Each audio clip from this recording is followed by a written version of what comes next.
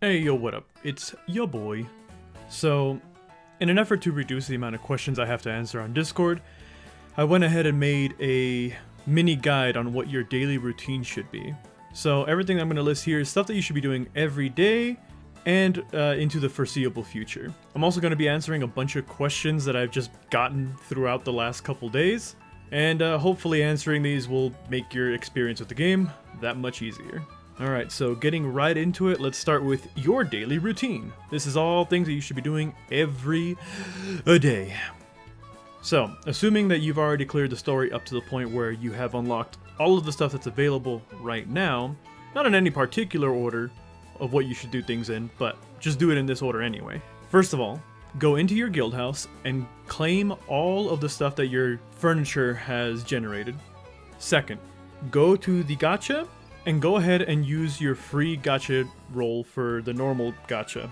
Do this every day because this gacha gives you free gear and some free fragments, and all of this is just generally useful for just ranking up your stuff. Third, go ahead and clear at least 3 hard mode nodes. You should be doing these anyway so you could rank up your character's star levels, so go ahead and do that. So fourth, go do 10 normal quests. Please note, doing hard mode quests also counts towards this. So if you just want to do a bunch of hard mode runs, it also counts towards these 10 normal quests.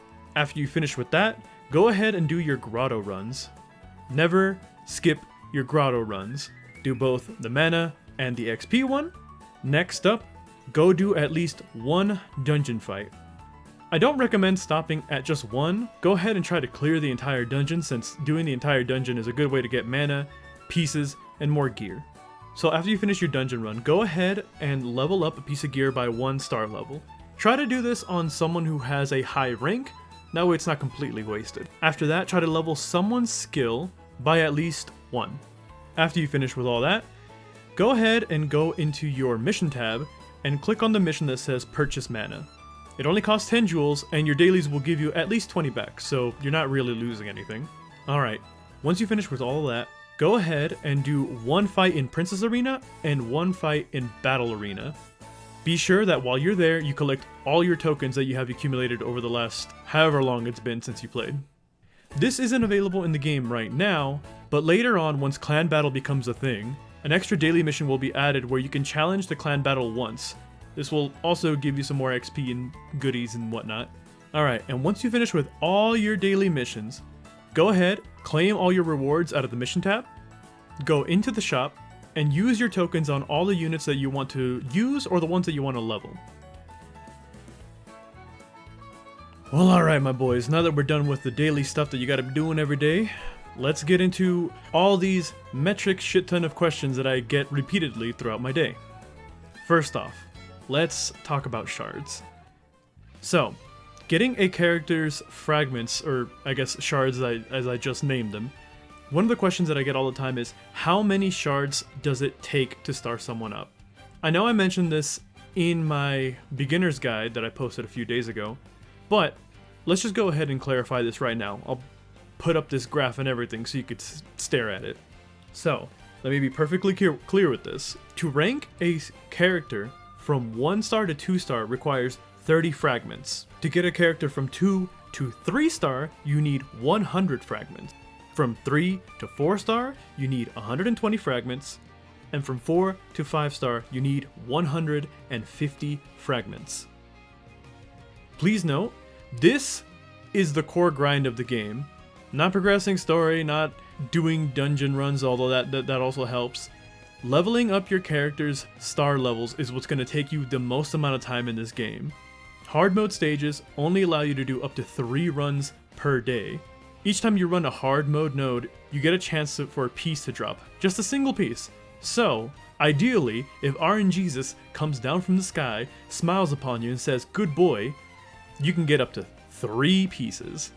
Don't be discouraged by the fact that this is going to take a while. Everyone's going to take forever to do this. So, just take your time, farm the ones that you want to farm, and, get on with your day.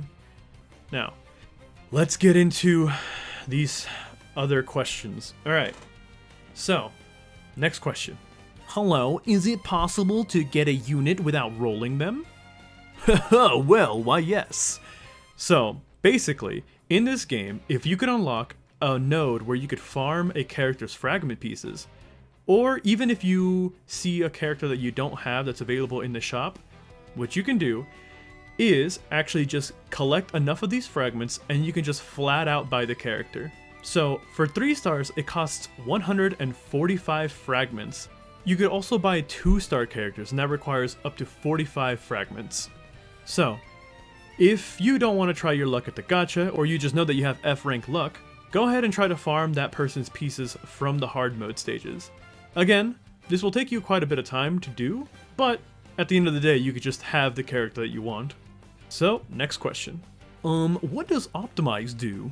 Basically, Optimize will use as many resources as you have available to you to get that character from whatever level or gear rank or skill level that they're at, and will try to max them out to the highest possible level for them.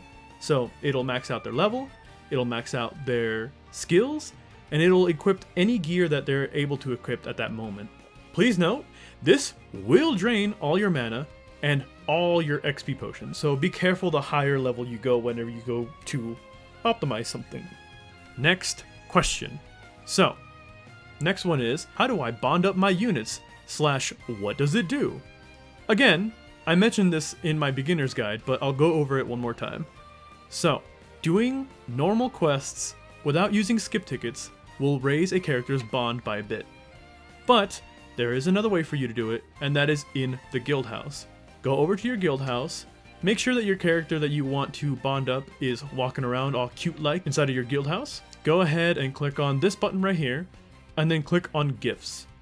You'll see a stack of things that you can give them, basically in order from least effective to most effective. So for the lower level bonds, try to use the pretzels and all the other stuff.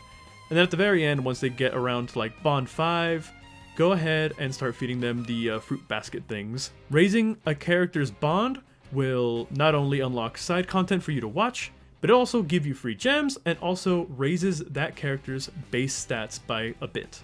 Next question. Alright, so what things do I need to level up in the Guildhouse? Why? I'm glad you asked, oh random viewer oh mine. So, what you have to do is in the Guildhouse, you start off with 4 pieces of furniture that generate things over time. The order you should be leveling these in is always, number 1, level up the thing that gives you more stamina. This is extremely important because you're going to be constantly running out of stamina in this game. After that, level up the one that gives you mana, because being broke is a thing. After that, level up the XP thing, so you can get more XP potions per day. And then lastly, do the skip ticket table. This one's not as important since, trust me, over the course of the game, you're gonna have a lot of skip tickets saved up. Also, once you clear a dungeon, this is extremely important, you will get a stamina regenerating piece of furniture at the end of a dungeon run. If you clear a dungeon for the first time and you beat the boss, it will give you a small thing that you can put in your Guildhouse that generates extra stamina per day. Do not forget to put this in there. It is extremely important. Alright, next question. How do I get more skills? So, every character starts off at rank 1. At rank 1, all you have available to you is your Union Burst, or your UB.